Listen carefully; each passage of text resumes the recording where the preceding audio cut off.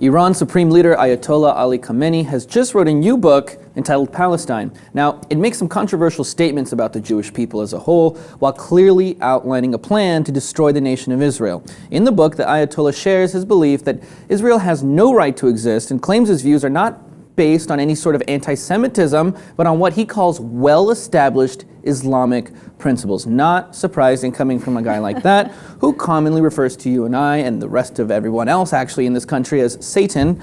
But let me dive into just a little bit of his plans, how to erase Israel off the map. And I'm not exaggerating here, that's what he says. Now, he doesn't say that he's gonna go in there with an arsenal of nuclear weapons or anything. He says it's gonna be a long process of driving all of the Jews out of Israel by keeping war going in the region and hoping that their supporters, a lot of European countries, the U.S. To suffer. Well, look, he wants us to get sick of giving money to Israel, hope it'll get too expensive, and he's banking on the fact that a lot of Israelis have dual citizenship, and eventually they'll all just leave. And it's going to be a long process, but he's willing to keep it up. He's getting Hitler on us. He's talking about erasing all the Jews from Israel. He says some can stay if they can prove that they have genuine roots in the region. They can live there as a protected minority. But he clearly has this one state that doesn't involve Israel solution to the problem, which is just weird. And you gotta talk about the timing here, right? Which is very interesting, given that we just signed a deal with Iran and we're just trying to make things better. So I think what he's doing here is saying, yeah, we just shook hands with Obama, but don't worry, I still hate Israel. I'm not backing down.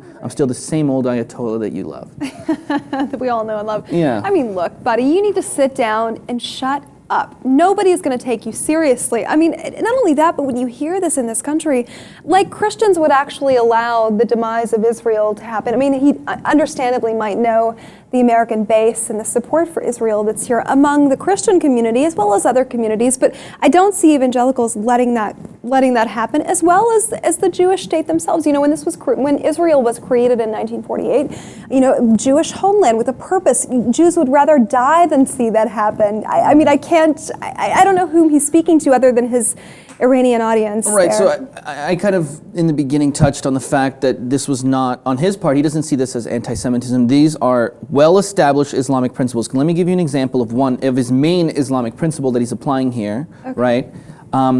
Just to give you an idea here, he says no land which has ever been under Muslim rule should ever be ceded again. So whether the Jews settled there before or after, it doesn't matter who was there first. Only Israel, though, not every other nation. In general, he says if a land has ever been ruled by Muslims, then no one else can ever have that land, no matter So the before or Catholics after. better get out of Spain right now. A lot of Europe better, a lot of Asia, a lot of India. I mean, everyone better give up, because there was a time when Muslims ruled a lot of the world. So he's obviously focusing here, and that's his only argument why this isn't racist, and that clearly doesn't work.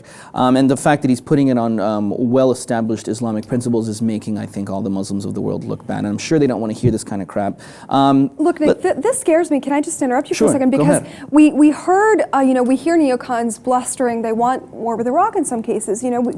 This is a common theme here. They don't, Iran. Right. And they want what we did to Iraq to happen to Iran. They want boots on the ground. They want invasion. And they can't stand the fact that President Obama has made this diplomatic effort with Iran.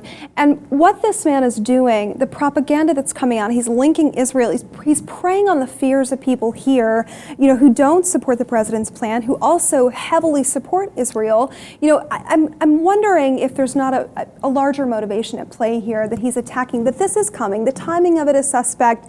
This big propaganda piece that he just sat down and wrote in one evening, 461 pages. He was not going to release this book in the middle of the talks. He was going to wait till it was done.